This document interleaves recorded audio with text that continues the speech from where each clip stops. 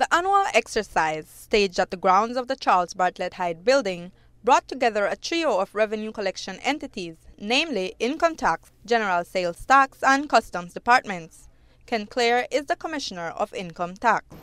You're having this location, the main location here at the Charles Bartlett Hyde Building in Belize City, but we also have something happening in San Pedro, San Ignacio, in Punta Gorda, Corozal. I mean, actually it's all over the tongues. It's catered mostly to the taxpaying public, and we make no distinction from those who are actually paying to those who are potential taxpayers. So you will see that some students are already here. Generally, students are very big supporters of the fair. We think it's important for them to learn what it's all about.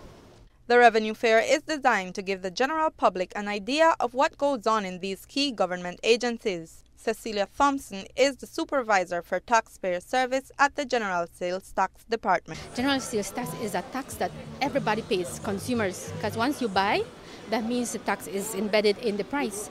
So it is, today the message that I want to send, or the department wants to send, is that when you buy, every consumer, please ask for your tax receipt.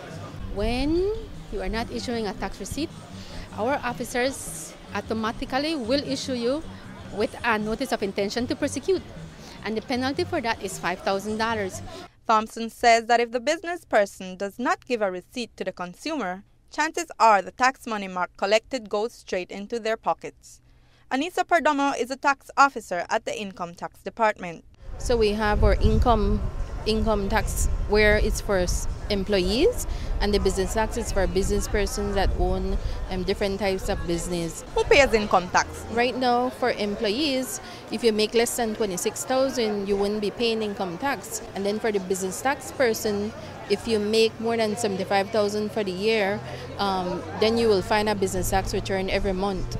The department is also offering different programs like the Rewards Program and the Solution Week Program. At the Customs and Excise Department booth, Customs Excise Clerk 1, Tanil Pereira, explained their responsibilities. We're basically responsible for protecting the revenue, protecting, safeguarding the revenue by collecting duties and taxes on goods being imported, on excise goods being produced in Belize, and on exports. Most of the time you will find people complain that their goods are being taken away, and it's either one of the two. It's either restricted, it is prohibited, or it has been contraband. If it is restricted, it just means that there is some restriction to the importation. It might require a permit or a license or something to limit the control of it coming in. The 2013 Revenue Fair in Belize City also had the participation of other organizations that had displays intended to create awareness. The fact is that the Chamber of Commerce is a co-host, as well as Social Security Board, Belize City Council, Belize Tourism Board. We actually have the universities this year, UB and UE, as well as BNI. And the whole thing about, and you mentioned the banks as well, Atlantic Bank and Heritage Bank. The whole thing is that all of these organizations, they do interact. And what you do with one could very well impact the other.